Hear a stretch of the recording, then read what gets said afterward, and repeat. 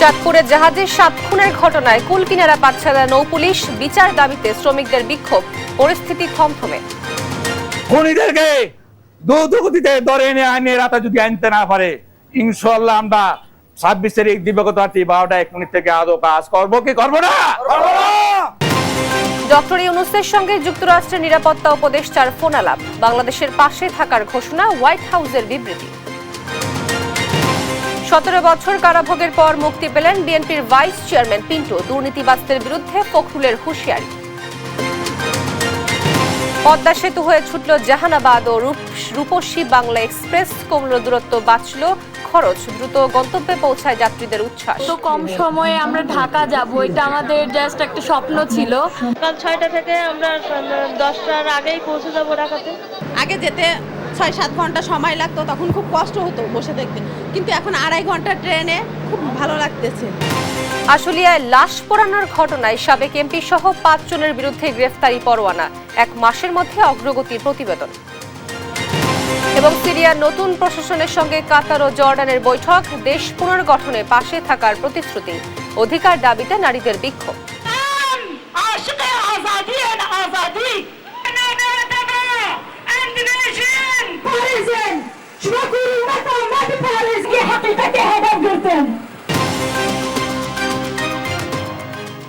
দেখছিলেন শিরোনাম সংবাদ দুপুরে, আপনাদের সঙ্গে আছি আমি তোয়া আফরোজ।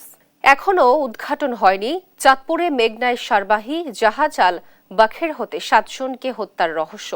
ইতিমধ্যে মাঠে নেমেছে পুলিশ সহ আইন শৃঙ্খলা বাহিনী। সোমবার দুপুরে হরিণা ফেরিঘাটে জাহাজটি থেকে উদ্ধার মরদেহগুলোর মধ্যে 6 জনের পরিচয় মিলেছে। এই ঘটনায় বিক্ষোভ মিছিল করেছে নৌযান শ্রমিক ফেডারেশন। জড়িতদের দ্রুত আইনের আওতায় আনা না হলে সারা দেশে নৌ চলাচল বন্ধের হুঁশিয়ারি দেন তারা। আরো জানাচ্ছেন আপন অপু। চাঁদপুরের মেঘনায় নোঙর করা জাহাজ থেকে 7 মরদেহ উদ্ধারের ঘটনায় কাটছে না চাঞ্চল্য। রহস্য উদ্ঘাটনে মাঠে নেমেছে সিআইডি, পিবিআই ও পুলিশের একাধিক টিম। ইতোমধ্যে শনাক্ত হয়েছে মেসার্স বৃষ্টি এন্টারপ্রাইজের জাহাজ আল বাখেরা থেকে উদ্ধার মরদেহগুলোর পরিচয়।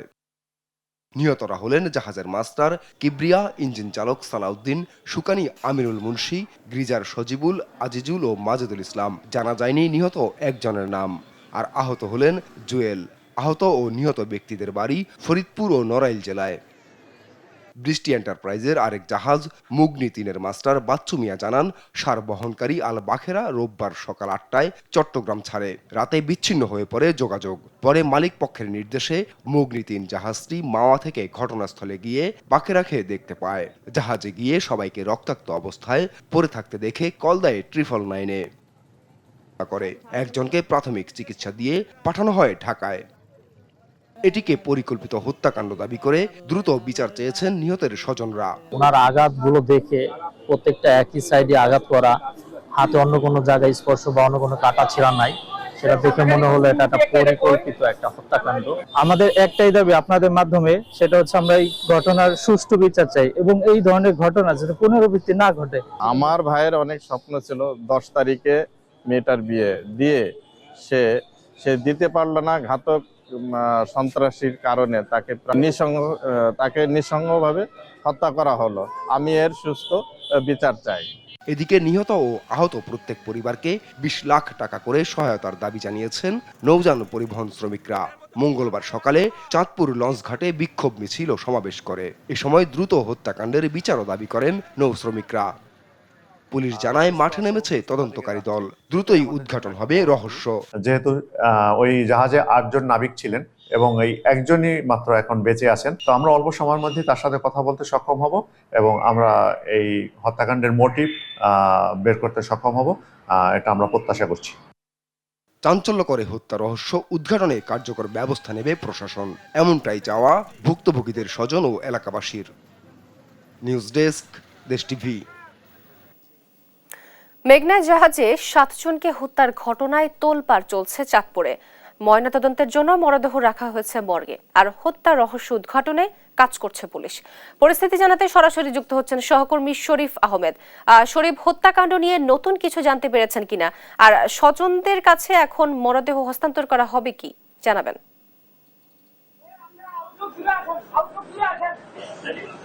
জি, তোয়া, আপনি যেমনটি জানতে চাচ্ছিলেন, কিছুক্ষণের মধ্যেই কিন্তু স্বজনদের কাছে মৃতদেহগুলোকে হস্তান্তর করা হবে। ইতিমধ্যে প্রশাসন সকল প্রস্তুতি শেষ করেছেন, অর্থাৎ ময়না তদন্ত শেষে কিন্তু এখন পরিবারের কাছে মরদেহগুলোকে হস্তান্তর করা হবে।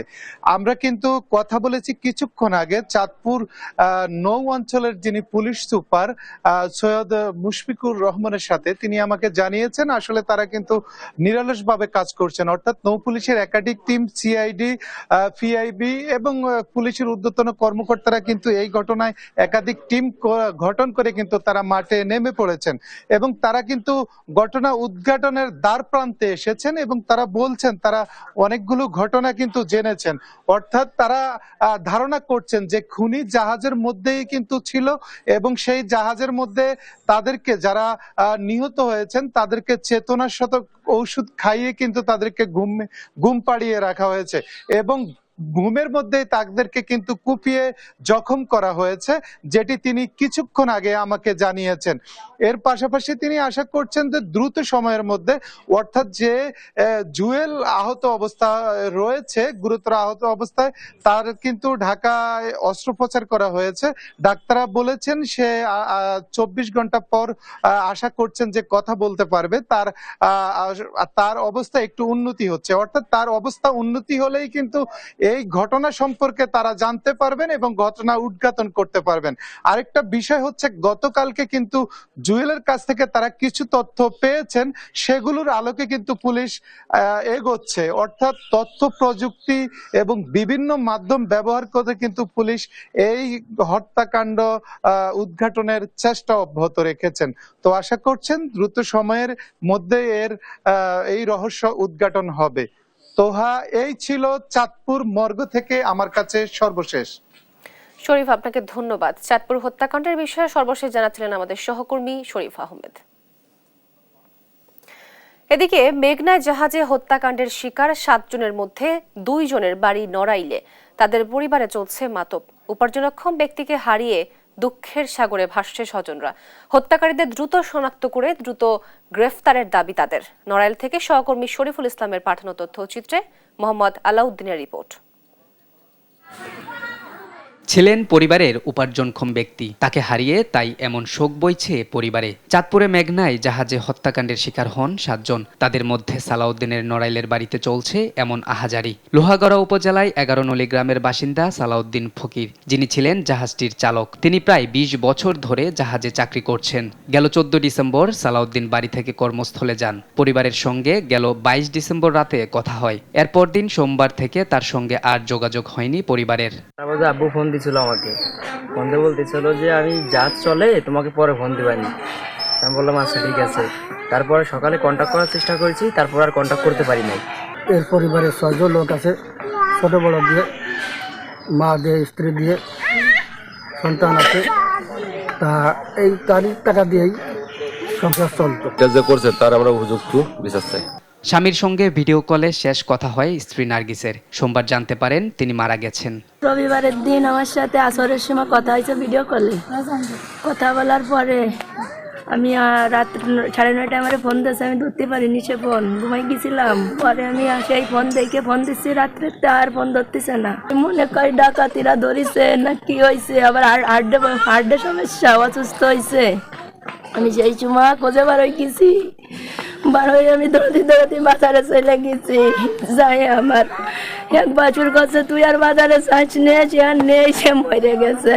একই উপজেলার পাংখারচর গ্রামের বাসিন্দা জাহাজটির শুকানি আমিনুলের। তার বাড়িতেও চলছে আহাজারি। পরিবারের সদস্যরা দ্রুত হত্যাকারীদের শনাক্ত করে গ্রেপ্তারের দাবি জানান। নিউজ ডেস্ক, দেশ টিভি। 17 বছর পর কারামুক্তি পেয়ে বিএনপির প্রতিষ্ঠাতা জিয়াউর রহমানের সমাধিতে শ্রদ্ধা জানিয়েছেন আব্দুস সালাম পিন্টু। সেখানে কথা বলছেন তিনি। আমরা সরাসরি চলে যাচ্ছি সেখানে। আমি জানাজায় যাওয়ার জন্য প্রস্তুত ছিলাম, পারমিশন হয়েছিল, কিন্তু সেই জানাজায় আমাকে যেতে দেওয়া হয় নাই। আমার ওয়াইফকে নামে নিরাপত্তা আইনে মামলা করা হয়েছিল। সে একজন কর্মচারী, তাকে দীর্ঘদিন সাসপেনশনে রাখা হয়েছিল, তাকে জেল হাজত মোকাবেলা করতে হয়েছে। আমার বিগত 4 বছর 6 মাস কারাগারে আমার পরিবারের সাথে আমার দেখা করতে দেওয়া হয় নাই, আমাকে বন্ধ অবস্থায় রাখা হয়েছিল, পরিবারের সাথে কোনো যোগাযোগ আমি করতে পারি নাই। আজকে আমি সকলের কাছে কৃতজ্ঞ, বাংলাদেশের জনগণের কাছে কৃতজ্ঞ যে আমরা আজকে তাদের ত্যাগের বিনিময়ে আজকে আমরা মুক্তি পেয়েছি। আমাদের নেতারা কর্মীরা যেভাবে পরিশ্রম করেছে, এই ক্ষেত্র প্রস্তুত করেছে এবং পরবর্তী টাইমে ছাত্ররা আন্দোলনের মাধ্যমে যে ফসল আমরা ঘরে তুলেছি, এই ফসলকে আমাদের টিকিয়ে রাখতে হবে। আমাদের আন্দোলন সংগ্রামের ফসলকে আমাদেরকে ঐক্যবদ্ধভাবে আমাদের ঘরে নিয়ে আসতে হবে। সেই আহ্বান জানিয়ে যারা আজকে এখানে উপস্থিত হয়েছেন, বিভিন্ন জায়গা থেকে এখানে উপস্থিত হয়েছেন, টাঙ্গাইল থেকে উপস্থিত হয়েছেন, আমার এলাকার থেকে উপস্থিত হয়েছেন, আমি সকলের প্রতি কৃতজ্ঞতা প্রকাশ করছি এবং ধন্যবাদ জানাচ্ছি। প্রিয় বন্ধুরা, আপনারা আশা করি আপনারা এরপরে আপনারা আসছেন সেভাবে সুশৃঙ্খল ভাবে ফিরে যাবেন এবং মনে রাখবেন, তারেক রহমান একটি কথা বলেছেন, আমরা জেলখানা থেকে শুনেছি যে বিএনপির নাম ব্যবহার করে কিছু অপকর্ম করা হয়েছে। আপনারা আজকে বিএনপির নাম ব্যবহার করে যাতে কেউ অপকর্ম করতে না পারে সেই দিকে আপনাদের লক্ষ্য রাখতে হবে, কাজ করতে হবে। এবং আমি যতদিন বেঁচে আছি ইনশাআল্লাহ অন্যায়ের বিরুদ্ধে, জুলুমের বিরুদ্ধে, সন্ত্রাসের বিরুদ্ধে, চাঁদাবাজের বিরুদ্ধে আমাদের সংগ্রাম অব্যাহত রাখবো, এই আশাবাদ ব্যক্ত করে আপনারা যারা এখানে উপস্থিত হয়েছেন, সাংবাদিক ভাইরা অনেক পরিশ্রম করেছেন, অনেক কষ্ট করেছেন, আপনাদেরকেও আমি আন্তরিকভাবে অভিনন্দন এবং ধন্যবাদ জানাচ্ছি। নেতারা কিছু বলেন না। কথা বলছিলেন বিএনপির সাবেক নেতা আব্দুস সালাম পিন্টু। আমরা সরাসরি ছিলাম সেখানে। এর আগে মঙ্গলবার সকাল 11টার দিকে গাজীপুরের কাশিমপুর কেন্দ্রীয় কারাগার থেকে মুক্তি পেয়েছেন বিএনপির vice chairman Abdus Salam Pintu. Senior jail super Al Mamun জানান, আব্দুস সালাম পিন্টুর জামিনের কাগজপত্র কারাগারে পৌঁছার পর যাচাই বাছাই শেষে তাকে মুক্তি দেওয়া হয়। পিন্টুর কারামুক্তির খবরে গাজীপুর, টাঙ্গাইল ও ঢাকা সহ বিভিন্ন এলাকা থেকে শত শত নেতাকর্মী কারা ফটকে ভিড় করেন। মুক্তি পেয়ে বিএনপির প্রতিষ্ঠাতা জিয়াউর রহমানের সমাধিতে শ্রদ্ধা জানিয়ে দলের কেন্দ্রীয় অফিসে যাবেন আব্দুস সালাম পিন্টু। 2008 সালের জানুয়ারিতে 21 আগস্ট গ্রেনেড হামলা মামলায় গ্রেফতার হন তিনি। তখন থেকেই কারাগারে ছিলেন আব্দুস সালাম পিন্টু।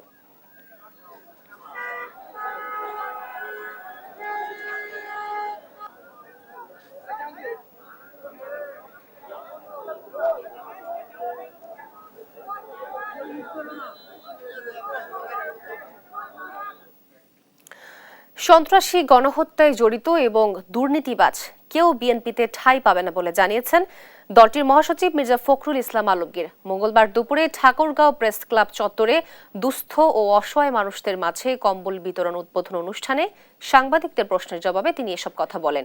ফখরুল আরও বলেন, দুর্নীতি ও ফ্যাসিবাদ থেকে উত্তরের একমাত্র উপায় হচ্ছে গণতন্ত্র প্রতিষ্ঠা করা। এজন্য জনগণের নির্বাচিত পার্লামেন্ট দিয়ে দেশ পরিচালনা করতে হবে। গণতান্ত্রিক প্রতিষ্ঠানগুলোকে যদি দাঁড় করানো যায় তাহলে সেটাই হবে সবচেয়ে বড় রক্ষা কবচ। এ সময় শীতার্থ মানুষের পাশে দাঁড়াতে অন্তর্বর্তী সরকারের প্রতি আহ্বানও জানান তিনি।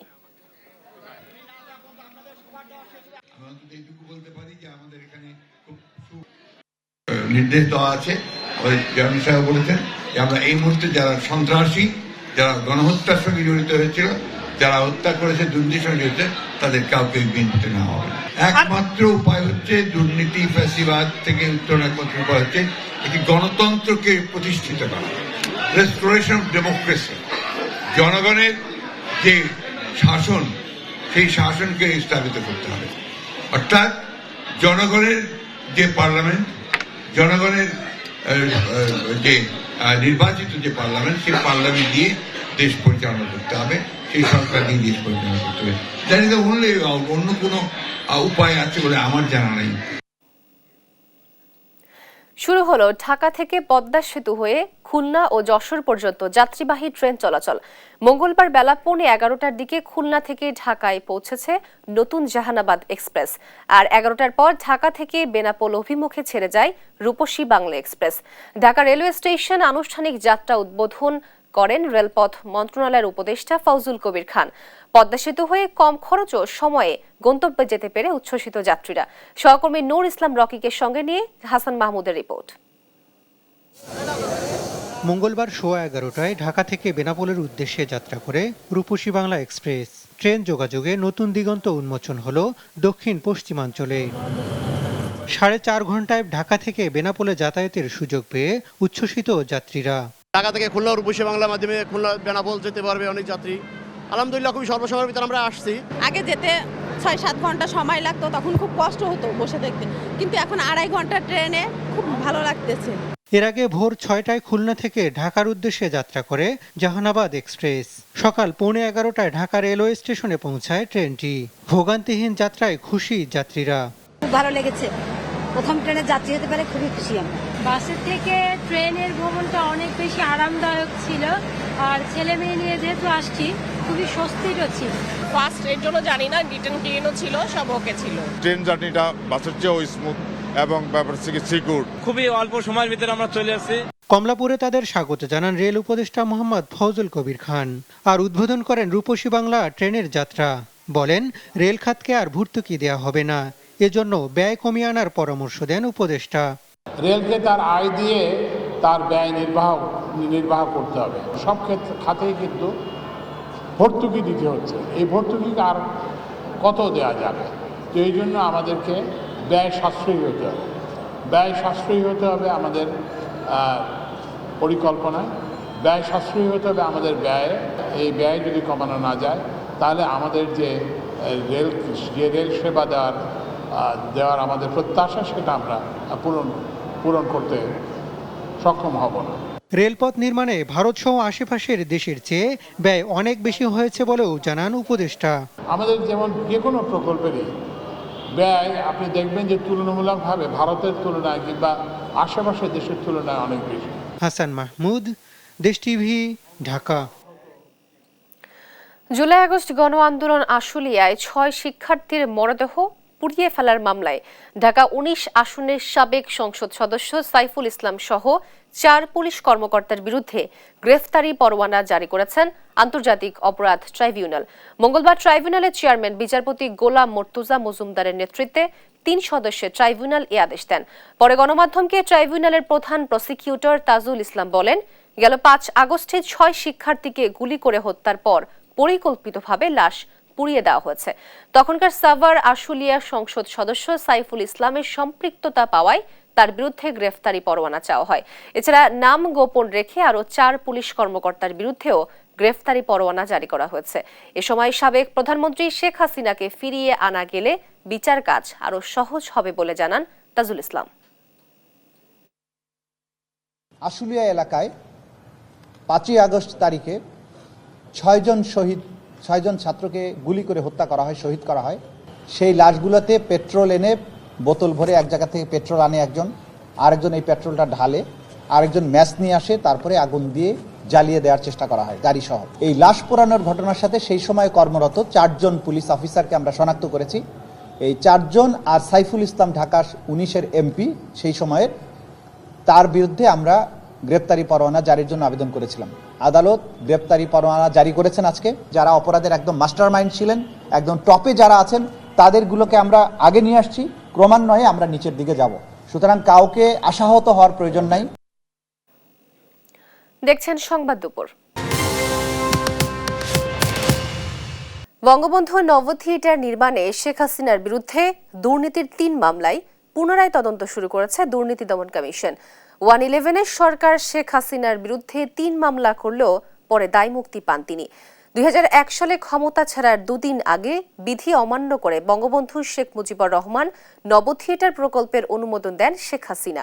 120 কোটি টাকা মূল্যের সেই প্রকল্প অনুমোদনের সময় জাতীয় অর্থনৈতিক পরিষদের নির্বাহী কমিটির পূর্ণাঙ্গ ফোরাম ছিল না।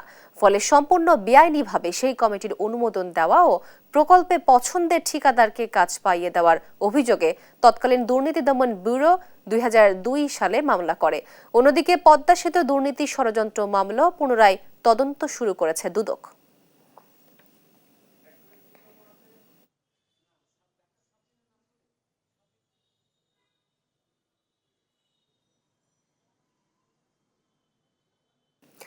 সাড়ে 4 মাসের কর্মকাণ্ডে মনে হচ্ছে অন্তর্বর্তী সরকার দুর্বল সরকার। রাষ্ট্রের উপর তাদের কোনো নিয়ন্ত্রণ নেই, এমন মন্তব্য করে নাগরিক ঐক্যের সভাপতি মাহমুদুর রহমান মান্না বলেছেন, সরকার পরিচালনায় অন্তর্বর্তী সরকারের সফলতার হার কম। দুপুরে রাজধানীর পুরানো পল্টনে গণতন্ত্র মঞ্চ আয়োজিত অবস্থান কর্মসূচিতে এসব কথা বলেন তিনি। দেশের সংকট নিরসনের রাজনৈতিক দলের সঙ্গে সরকার কোনো আলোচনা করছে না বলেও জানান মান্না। আর বিপ্লবী ওয়ার্কার্স পার্টির সাধারণ সম্পাদক সাইফুল হক বলেন, 4 মাসও জনগণের জানমালের নিরাপত্তা নিশ্চিত করতে পারেনি সরকার। নিত্যপণ্যের দামও নিয়ন্ত্রণে ব্যর্থ। সংস্কারের কথা বলে সময় ক্ষেপণ না করে 2025 সালের মধ্যে নির্বাচন দিতে সরকারের প্রতি আহ্বান জানান নেতারা।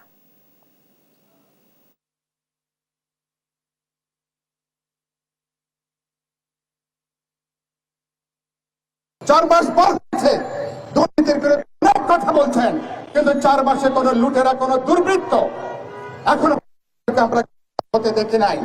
ওদের অপ্রদর্শিত আয়, ওরা যে লক্ষ লক্ষ কোটি টাকা 16 বছরে ইস্ট ইন্ডিয়া কোম্পানির মতন যারা আমাকে ফতুর করেছে, যারা খালি করে দিয়েছে, কোন একটা দুর্বৃত্ত মাফিয়া সিন্ডিকেটের বিরুদ্ধে সংগঠিত কোন তৎপরতা ওদেরকে আইনের আওতায় এখনো পর্যন্ত আনতে পারেন নাই। পুরা রাষ্ট্রযন্ত্রের উপরে আপনার কোন নিয়ন্ত্রণই প্রতিষ্ঠা হয়নি।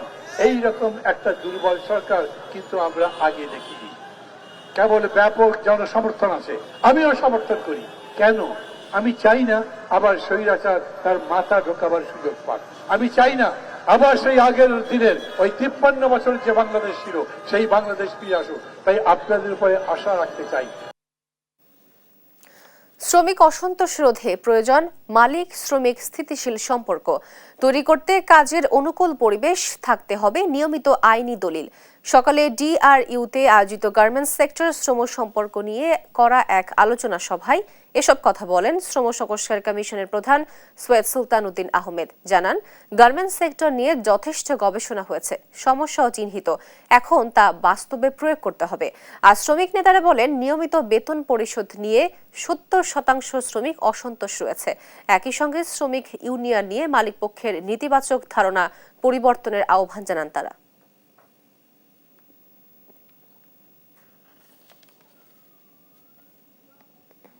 এই শিল্পে কিন্তু সমস্যা চিহ্নিত হয়ে গেছে, আমরা সবাই জানি সমস্যাগুলো কি।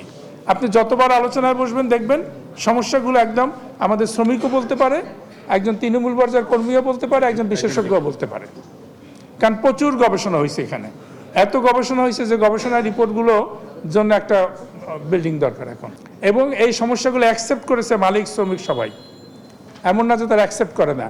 অ্যাকসেপ্ট করে হয়তো বলে, ভাই আমরা বাস্তব অবস্থার কারণে করতে পারি না, বা আমরা এই কারণে করতে পারি না। এবং এই সমস্যাগুলোর পিছনে কিন্তু অনেকের সমর্থনও আছে সাধারণ মানুষের, জনগণের।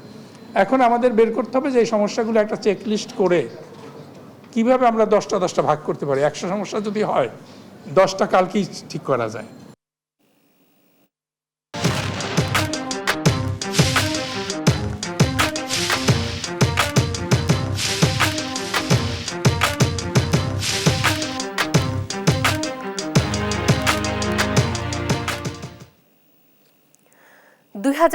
সাল অর্জনের পাশাপাশি আছে হারানোর বিয়োগ গাথাও।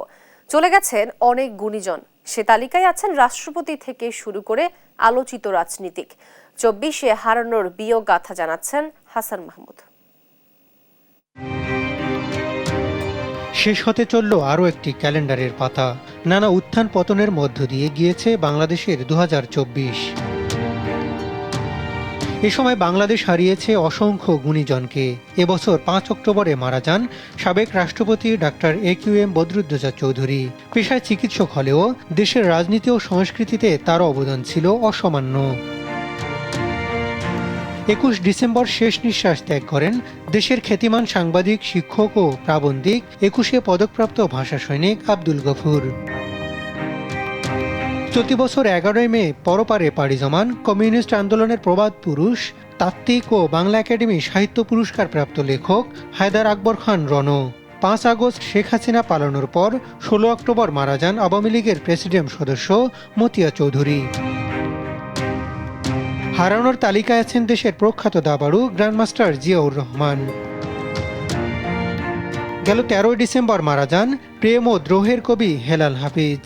16 জানুয়ারি মারা যান কলামিস্ট, সাংবাদিক ও দৈনিক দিনকাল সম্পাদক ডক্টর রেজওয়ান সিদ্দিকী। চলতি বছর 24 জুলাই মারা যান দেশের সঙ্গীতাঙ্গনের উজ্জ্বল নক্ষত্র মাইলস ব্র্যান্ডের lead guitarist Shafin Ahmed. 13 March নিভৃতে পাড়ি জমান বাংলা সঙ্গীতের নক্ষত্র গীতিকার ও সুরকার সাদি মোহাম্মদ। 12 ডিসেম্বর মারা যান 21শে পদকপ্রাপ্ত সঙ্গীত শিল্পী পাপিয়া সারোয়ার। 20 ডিসেম্বর মৃত্যু হয় সাবেক অ্যাটর্নি জেনারেল ও অন্তর্বর্তী সরকারের উপদেষ্টা AF হাসান আরিফ। হাসান মাহমুদ, দেশ টিভি, ঢাকা। দেখছেন সংবাদ দুপুর। আন্তর্জাতিক প্রসঙ্গ।